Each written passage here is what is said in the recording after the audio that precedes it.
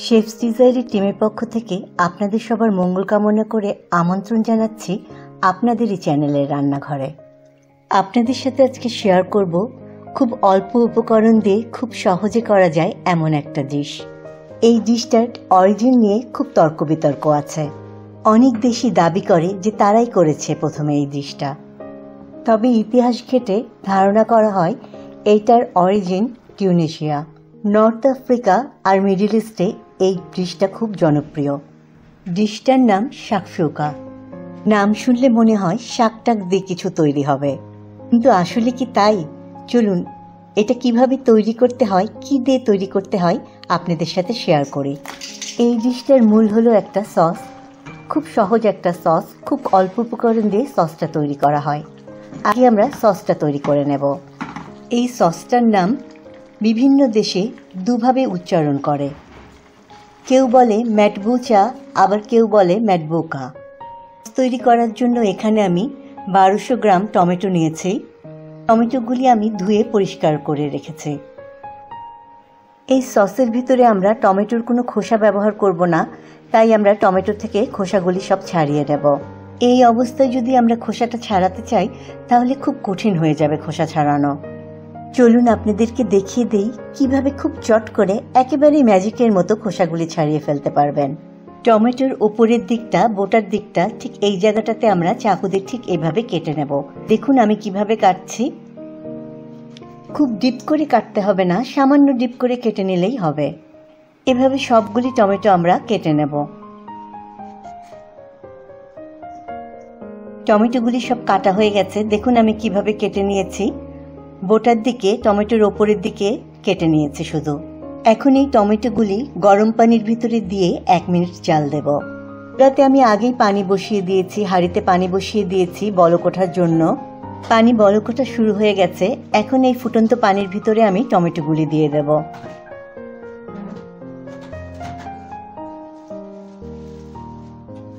টমেটোগুলি দিয়ে আমি ঢাকনা দিয়ে দিচ্ছি। 1 মিনিট এভাবেই থাকবে। চুলার জাল আছে জোরে। এই সময়ের মধ্যে আমি কিছু মরিচ রোস্ট করে নেব। একটা বেকিং ট্রে নিয়েছি, ট্রের ওপর আমি ফয়েল দিয়ে দিচ্ছি। এই ফয়েলের ওপরেই আমি ওভেনে দিয়ে বেক করে নেব। একটা ক্যাপসিকাম নিয়েছি, আমি লাল ক্যাপসিকাম নিয়েছি। আপনারা সবুজ ক্যাপসিকামটা বা অন্য কোনো রঙের ক্যাপসিকামও নিতে পারেন। 3টা মরিচ নিয়েছি। এই মরিচগুলি বেশি ঝাল হয় না। আপনারা এই সসটা শুধু ক্যাপসিকাম বা হ্যালাপেনো দিয়েও করতে পারেন। হ্যালাপেনো, ক্যাপসিকাম, লং চিলি 3টা মিশিয়েও করতে পারেন। ক্যাপসিকাম আর মরিচটা আমি এখন ওভেনের ভিতরে দিয়ে 400 ডিগ্রি ফারেনহাইটে আধা ঘন্টার মতো রোস্ট করে নেব। না দিয়ে আপনারা সরাসরি চুলার বার্নারের ওপরে দিয়েও কিন্তু পুড়িয়ে নিতে পারেন। বেগুন ভর্তার জন্য আমরা যেভাবে চুলার ভিতরে বেগুন পুড়াই নেই সেভাবে পুড়াই নিতে পারেন। ওভেনের ভিতরে মরিচটা দিয়ে টমেটোগুলি আমি নামিয়ে নেব। 1 মিনিট হয়ে গেছে। আমি একটা বাটি নিয়ে নিয়েছি। বাটির ভিতরে বেশ খানিকটা কলের পানি নিয়েছি। এখন এর ভিতরে দিয়ে দিচ্ছি বরফ, পানিটাকে খুব ঠান্ডা করার জন্য। এই ঠান্ডা পানির ভিতরেই আমি টমেটোগুলি গরম পানি থেকে তুলে নিয়ে রাখবো। একটা ঝাঁঝরি দিয়ে গরম পানির ভিতর থেকে টমেটোগুলি সব তুলে নিয়ে ঠান্ডা বরফ পানির ভিতরে দিয়ে দেব।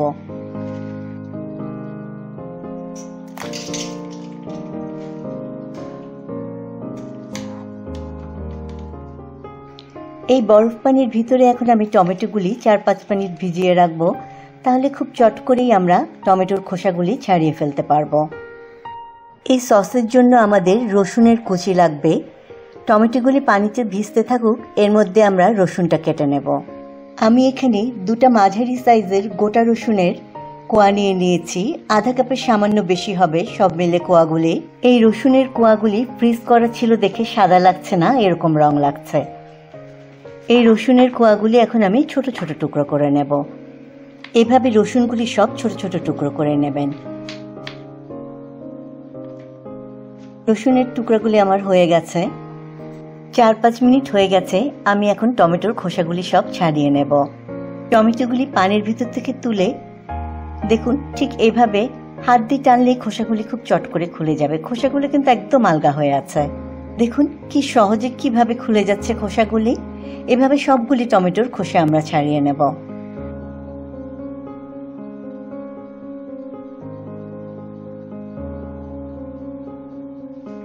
সবগুলি টমেটোর খোসা ছাড়ানো হয়ে গেছে। এখন আমি টমেটোগুলি দুটা টুকরা করে নেব, মাঝখানে কেটে দুটা টুকরা করে নেব। আপনারা দেখুন আমি কিভাবে টুকরা করে নিচ্ছি। টমেটোগুলি বেশি বড় না, তাই আমি দুটা টুকরা করে নিচ্ছি। যেটা বড় হবে সেটা আমি 4টা টুকরা করে নেব, বা আপনারা 6 টুকরাও করে নিতে পারেন। এই যে এইভাবে টমেটোগুলি সব টুকরা করে নেবেন। টমেটোগুলি সব টুকরা করা হয়ে গেছে। এখন এই টমেটোর টুকরাগুলি আমি জাল দিয়ে সসটা বানাবো। চুলাতে আমি একটা হাঁড়ি বসিয়ে দিয়েছি। হাঁড়ির ভিতরে এখন আমি টমেটোর টুকরাগুলো দিয়ে দিচ্ছি। চুলার জাল আছে মাঝারি থেকে কম আছে। টমেটোর টুকরাগুলি দিয়ে আমি রসুনের টুকরাগুলিও দিয়ে দিচ্ছি। টমেটোর টুকরা আর রসুনের কুচিগুলি ভালোভাবে মিশিয়ে নিয়ে আমি হাঁড়িতে ঢাকনা দিয়ে দেব। তারপরে জাল দেব যতক্ষণ না পর্যন্ত টমেটো খুব ভালোভাবে সেদ্ধ হয়ে যায়।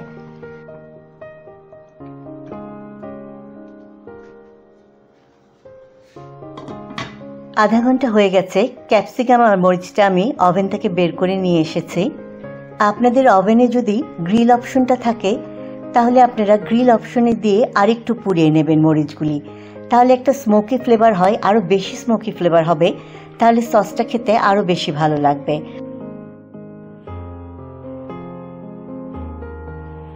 এখন এই ক্যাপসিকাম আর মরিচগুলি আমি ফয়েল দিয়ে ঢেকে 2-3 মিনিট রেখে দেব, তাহলে ভিতরে বাষ্পটা আটকে যাবে আর ক্যাপসিকামের খোসা আর মরিচের খোসাগুলির ওপরটা ভিজে আমাদের খোসা ছাড়াতে সুবিধা হবে। টমেটোর মতো ক্যাপসিকাম আর মরিচটার খোসাও আমি ছাড়িয়ে নেব। 3 মিনিট হয়ে গেছে। আমি এখন ফয়েলটা খুলে ক্যাপসিকামের খোসাটা ছাড়িয়ে নেব। আমি আজকে আর মরিচগুলির খোসা ছাড়াবো না, আপনারা চাইলে মরিচগুলিরও খোসা ছাড়িয়ে ফেলতে পারেন। সাধারণত মরিচগুলিরও খোসা ছাড়িয়ে ফেলা হয়, কিন্তু আমি দেখেছি মরিচগুলোর খোসা ছাড়াতে গেলে মরিচের আর কিছুই থাকে না।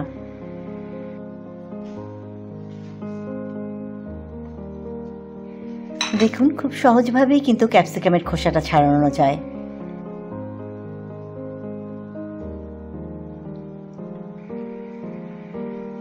ক্যাপসিকামের খোসা ছাড়ানো হয়ে গেছে। এখন ক্যাপসিকাম আর মরিচটা আমি ছোট ছোট টুকরা করে নেব। টুকরা করার আগে ক্যাপসিকামের ভিতর থেকে আমরা বিচিগুলি ফেলে দেব। বিচি ফেলে ক্যাপসিকাম আর মরিচটা আমরা ছোট ছোট টুকরা করে নেব। আমি ক্যাপসিকামটা একটু লম্বা লম্বা করেই টুকরা করে নিচ্ছি।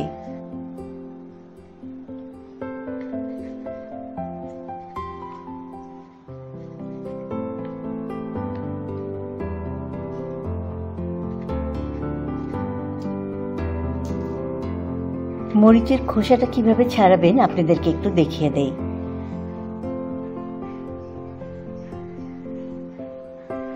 ক্যাপসিকাম আর মরিচটা আমার টুকরা করা হয়ে গেল।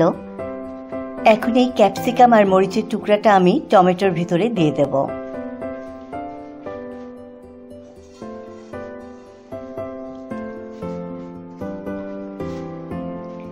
ক্যাপসিকাম আর মরিচের টুকরা টমেটোর সাথে দিয়ে তারপরে ভালোভাবে সবকিছু মিশিয়ে নিয়ে আমি হাঁড়িতে ঢাকনা দিয়ে আরও 20-25 মিনিটের জন্য রেখে দেব। চুলার জালটা এখন আমি একটু কমিয়ে দিচ্ছি। এই সময়ের মধ্যে মরিচের স্মোকি গন্ধটা পুরোপুরি একেবারে টমেটোর সাথে মিশে যাবে।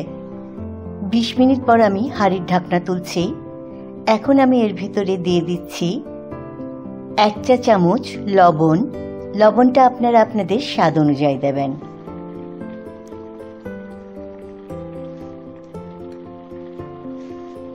দেব পাপরিকা পাউডার, 2 টেবিল চামচ পাপরিকা পাউডার দেব এর ভিতরে।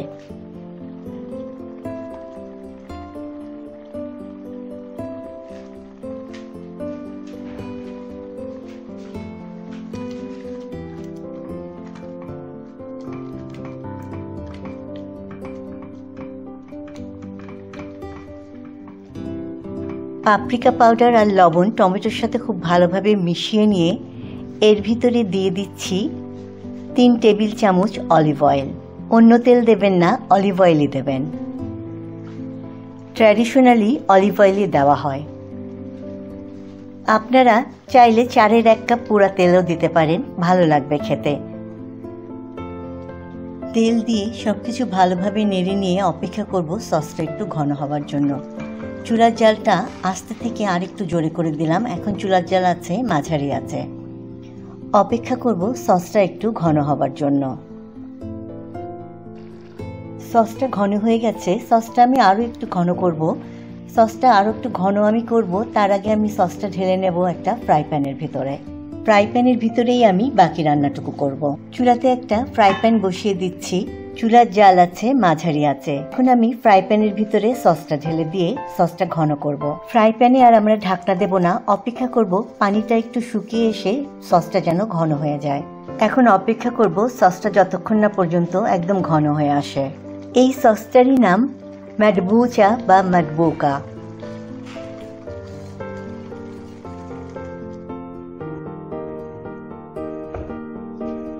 সসটা ঘন হয়ে গেছে, দেখুন কতখানি ঘন হয়ে গেছে সসটা। এখন এই সসটার ভিতরে আমরা ডিম দেব। ডিমটা সসের ভিতরে দেবার জন্য সসটা পাশে সরিয়ে দিয়ে আমরা মাঝখানে একটু সসের ভিতরে গর্ত করে নেব। যতগুলি ডিম দেব ততগুলি গর্ত করে নেব সসের ভিতরে। এভাবে চামচ দিয়ে সসটা সরিয়ে নিয়ে তারপরে মাঝখানে গর্ত করে দেবেন।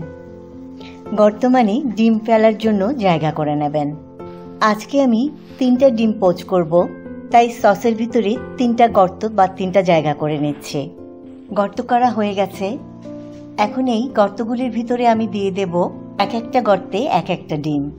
ডিমটা ভেঙে নিয়ে আমি একটা কাপের ভিতরে নিয়ে নিয়েছি। আপনারা সরাসরিও ডিমটা ভেঙে একেবারে সসের ভিতরে দিতে পারেন, কিন্তু অনেক সময় ডিমটা ভাঙ্গা থাকে, কুসুমটা গোটা থাকে না, জন্য আমি কাপের ভিতরে আলাদা করে ডিমটা ভেঙে নিয়ে তারপরে দিচ্ছি।